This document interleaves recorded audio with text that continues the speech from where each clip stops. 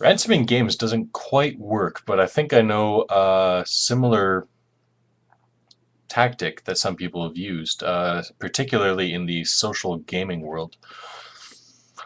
Um, Daniel James said for the company Three Rings, what they do is they have like three or four ideas for games, and they'll build like full flashy landing pages for them with everything there except no game. They haven't made the game yet, so just basically a mocked up screenshot and a logo and all the art done.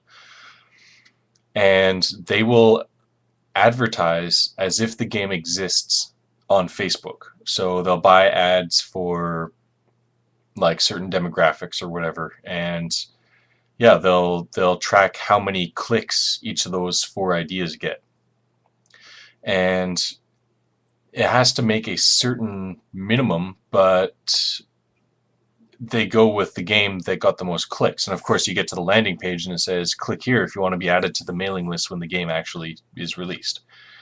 Now, three of those four games probably won't ever get made. So it's kind of the same thing, because what the Holding for Ransom, the board game, is just, it's gauging interest, right? You're just trying to figure out how many people will be interested in the game before you start production. And that's exactly what we can do in the digital world with, just click here if you're interested, whatever, things like that. So you can think about that. It's an interesting concept. I'm actually going to be doing a fancy, I don't know if I should, yeah, what the heck, I'll mention it here on the YouTubes because,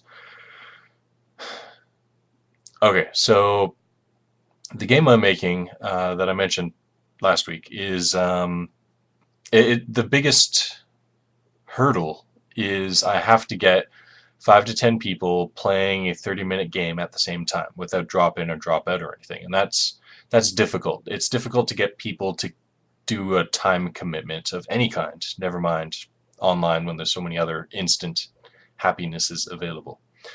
So what I'm going to do is I'm going to actually, for a few weeks, I'm going to have a website up that says, let's say for the last 2 weeks of September, let's say, I'll have a website up that says, come to this website like October 10th, and you'll get a free in-game item when the game's released.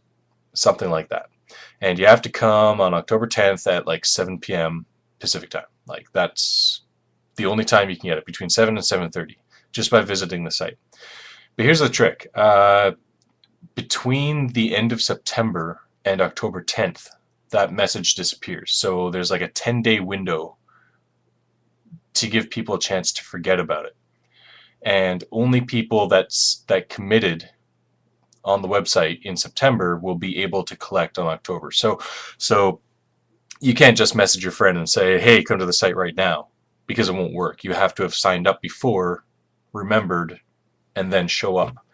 And I'm really interested to see how many people follow through with that, especially for a game they know very little about. So curious. But we're able to run tests like these. We're able to run tests of things that are going to cause us problems, I guess.